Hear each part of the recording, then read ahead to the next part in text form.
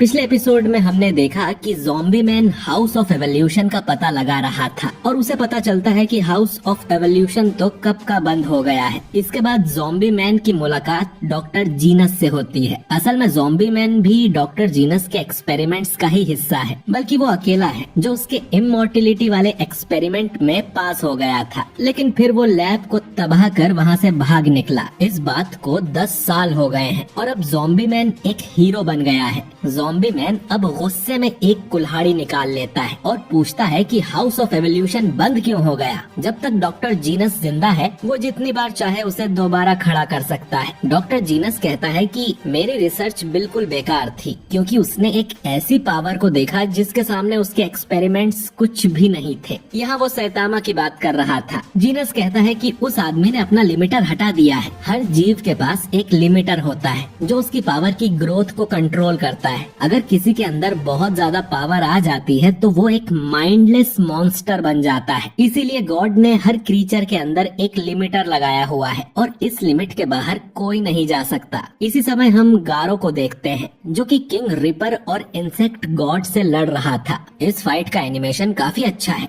दोनों गारो पर भारी पड़ रहे थे और इंसेक्ट गॉड गारो को मुक्का मार के बिजली की तारों की तरफ फेंक देता है, जिससे उसे झटका लगता है, लेकिन वो वापस इन दोनों की तरफ अटैक करने आता है। जीनस आगे कहता है कि इसे ही लिमिटर कहते हैं, लेकिन वो अलग था। उसने अपने आप को इतना पुश किया कि अपने लिमिटर को ही तोड़ दिया और महाशक्तिशाली बन गया। ज़ॉम्बी मैन पूछता है कि लिमिटर हटा के इतना शक्तिशाली बनने का कोई नुकसान नहीं है क्या? तो जीनस कहता है कि बिल्कुल है, उसे बड़ी कीमत चुकानी पड़ी थी।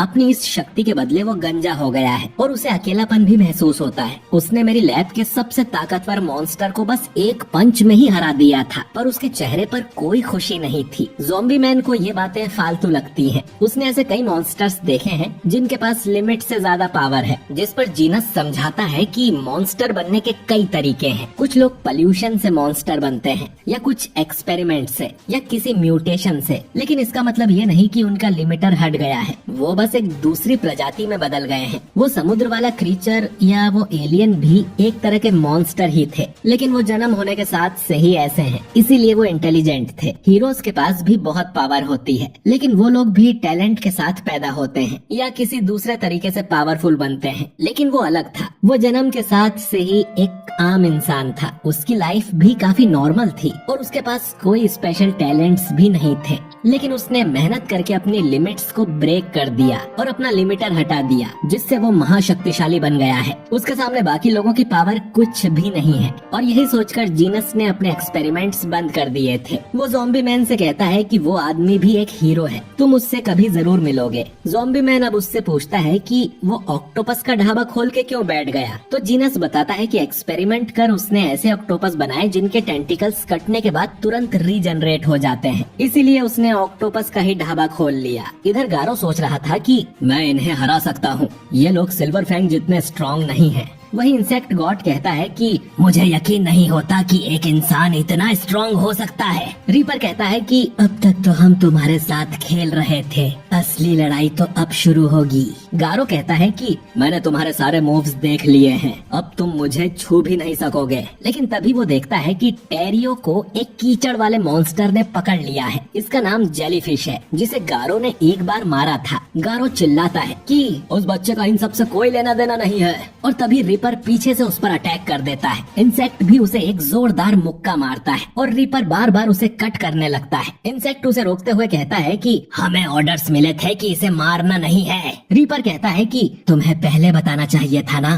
क्योंकि ये तो ऑलरेडी मर चुका है। चलो अब यहाँ से चलते हैं। वो तीनों मॉन्स्टर टेरियो को लेकर यहाँ से चले जाते हैं। इधर जेनोस किंग को गेम खेलते हुए देख रहा था, जिसमें वो जीत जाता है। जेनोस कहता है कि उसे तो कुछ समझ ही नहीं आया, शायद वो अभी इतना पावरफुल नहीं हुआ है कि मास्टर सैतामा और किंग की तरह इन गेम्स को खेल पाए। उसे और मेहनत करनी होगी। किंग कहता है कि सैतामा को गए बहुत देर हो गई है, गारो उसे इतनी आसानी से तो नहीं मिलेगा। हो सकता है वो किसी मॉन्स्टर से लड़ रहा हो या उसे मॉन्स्टर्स का ठिकाना मिल गया हो। जेनोस जेनोस कहता है कि ऐसा है तो सैतामा पूरे ठिकाने को तबाह करके ही वापस आएगा। किंग कहता है कि कहीं वो किसी जाल में न फंस गया हो। तभी सैतामा यहाँ आ जाता है और बोलता है कि आज तो बहुत बड़ी गड़बड़ हो गई। जो सुन सब लोग चौंक जाते हैं कि क्या हुआ, क्या तुम्हें हीरो हंटर मिल गया। सैतामा बोलता है कि अरे तुम लोग अब भी यहाँ हो। वो किंग और दोनों बुड्ढों की बात कर रहा था। जेनोस पूछता है कि सैतामा के ऊपर ये ब्लड किसका है। तो सैतामा बताता है कि वापस आते समय वो एक मॉन्स्टर से टकरा गया था। वो एक मामूली मॉन्स्टर था जो इस एरिया में मिलते ही रहते हैं। वैसे दिक्कत वाली बात कुछ और है। सब लोग चिंता में आ जाते हैं कि आखिर ऐसा क्या हुआ। सैतामा यहाँ से गया था तब कितना एक्साइटेड था, उसका ये हाल किसने किया।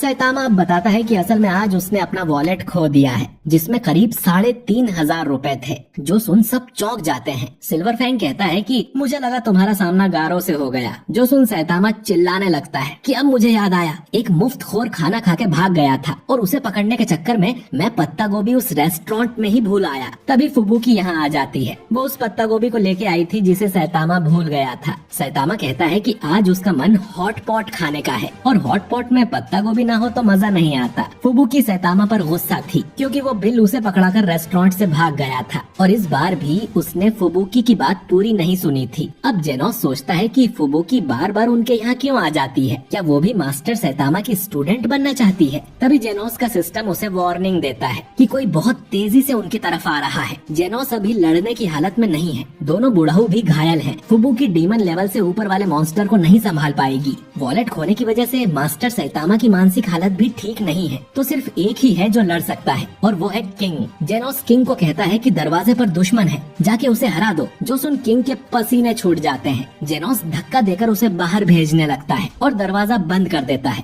थोड़ी देर में किंग दरवाजा खोलकर कहता है कि ये कोई मॉन्स्टर नहीं है बल्कि कोई तुमसे मिलने आया है। ये डॉक्टर कुसेनो था जो कि जेनोस का डिस्ट्रेस सिग्नल सुनकर यहाँ आया था, ये देखने की वो ठीक तो है। वो यहाँ पहली बार सैतामा से भी मिलता है। सैतामा कहता है कि अपने जूते बाहर निकाल के आओ। कुसेनो बताता है कि वो एक मैकेनिकल इंजीनियर हुआ करता था लेकिन अब वो जेनोस के साथ है। कुसेनो अपनी कहानी बताता रहता है लेकिन सैतामा बीच में बोलता है कि ये तुम्हें लेने आया है क्या जेनोस? वैसे भी यहाँ काफी भीड़ हो गई है तो इन्हें जल्दी गुड बाय बोल दो। कुसेनो कहता है कि वो यहाँ खाली हाथ नहीं आया है बल्कि सैतामा के लिए कुछ लेके आया है। वो उसके लिए काफी महंगा मीट गिफ्ट में लाया था जिसे देख सैतामा बहुत खुश होता है और कुसेनो से कहता है कि वो जब चाहे यहाँ पर आ सकता है। जो देख फुबुकी सोचती है कि इसे पटाना इतना आसान है क्या और फुबुकी उसे अपने ग्रुप में शामिल करने के लिए कितने पापड़ बेल रही थी। सैतामा कहता है कि वो इस फैंसी मीट को भी हॉट पॉट में डाल देगा और बाकी लोगों से कहता है कि अरे भाई अपने घर जाओ, सब यहाँ धर्मशाला है क्या, निकलो यहाँ से। इधर रीपर और इंसेक्ट ग्योरो को बताते हैं कि गारो उनके टेस्ट में फेल हो गया और उन्हें उसे मजबूरी में मारना पड़ा। ग्योरो पूछता है कि पक्का ना तुमने उसे मार दिया? रीपर कहता है कि उसने डबल चेक तो नहीं किया पर वो जरूर मर गया है। इस बच्चे ने हमें देख लिया था तो हम इसे भी अपने साथ ले आए, मैं आराम से इसे मारूंगा। ग्योरो कहता है कि टाइम पास करना बंद करो, हीरोज को जल्द ही इस ठिकाने का पता चल जाएगा और क्लास एस हीरोज यहाँ आने के लिए निकल पड़ेंगे तो सब लोग युद्ध के लिए तैयार रहो। हम बाकी मॉन्स्टर्स को भी देखते हैं। फिनिक्स सोचता है कि अगर ओरोची वाली बात सच है तो वो भी किसी दिन मॉन्स्टर किंग बन सकता है। डुएस भी अपने गुलामों से कहती है कि उन सबको कम से कम एक हीरो तो मारना ही है। हम और भी मॉन्स्टर्स को देखते हैं। वो बिल्ली वाला मॉन्स्टर तो पूरी प्रिजनर का इंतजार कर रहा था। खैर रीपर टेरियो को ले जाकर एक जेल में डाल देता है जिसके अंदर पहले से एक बच्चा मौजूद था जिसका नाम वागामा है। ये वही अमीर आदमी का बेटा है जिसे ढूंढने हीरोज आने वाले हैं। वागामा को यकीन था कि हीरोज जल्द ही आके उसे बचा लेंगे। जेलीफिश कहता है कि ऐसा कुछ नहीं होगा तो वागामा बोलता है कि एस क्लास हीरोज बहुत पावरफुल हैं। मेटल बैट अकेला ही तुम सब के लिए काफी है और हीरोज के पास टॉर्नेडो और ब्लास्ट भी है और हाँ किंग भी, उनके सामने तुम नहीं टिक पाओगे। जेलीफिश बोलता है कि मॉन्स्टर एसोसिएशन को बनाया ही इसीलिए गया है ताकि इन हीरोज को खत्म किया जा सके। हमारे पास बहुत खतरनाक मॉन्स्टर्स हैं जो हीरोज से कहीं ज्यादा पावरफुल हैं। हमारे टॉप मॉन्स्टर्स तो थ्रेट लेवल ड्रैगन हैं। वो गॉड की तरह हैं जिनके सामने इंसान कुछ नहीं कर सकते, किंग भी नहीं। दूसरी तरफ हम गारो को देखते हैं जो अब भी जिंदा है और ये एपिसोड यहीं पर एंड हो जाता है।